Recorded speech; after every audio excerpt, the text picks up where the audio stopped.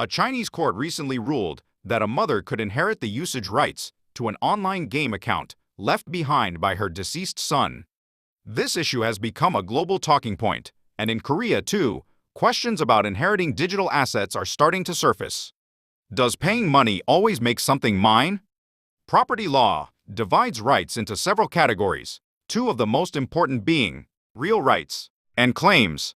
A real right gives someone direct control over a particular object. If you buy a bicycle, for example, you can ride it, sell it, or give it away. A claim, by contrast, gives you the right to demand a particular action from another person. Buying a cinema ticket does not mean you own the seat. It gives you the right to watch the film from that seat. Game items differ from physical objects in the real world.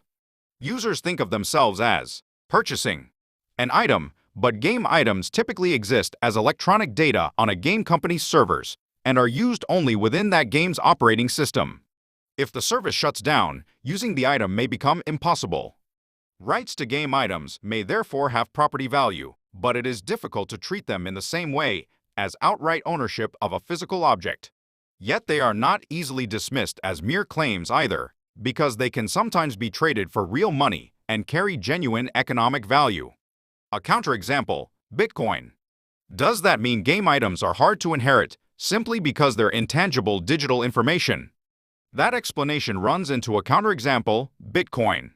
Bitcoin can't be physically touched either, yet in 2018, Korea's Supreme Court recognized it as intangible property with economic value and ruled that Bitcoin obtained through crime could be confiscated.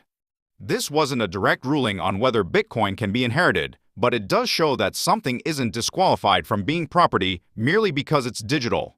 Of course, Bitcoin and game items differ in how they're controlled and transferred. But the sense of ownership users feel when purchasing something in a game doesn't fully reflect these structural differences. The way we transact has shifted from owning an object to accessing a service. Can a game account actually be inherited? So can a game account in Korea be passed down to one's children? Under civil law, when a person dies, their property is, in principle, passed on to their heirs. The problem is that a game account isn't a single object like a house or a car. It's built on a contract between the game company and the user. So it's hard to simply assume the entire account is automatically inherited. We are moving from a world where people directly own physical objects to one where many valuable things exist within digital accounts. This raises an important question. If people spend years and significant amounts of money building up digital assets, should those assets be considered truly theirs and be allowed to pass to their heirs?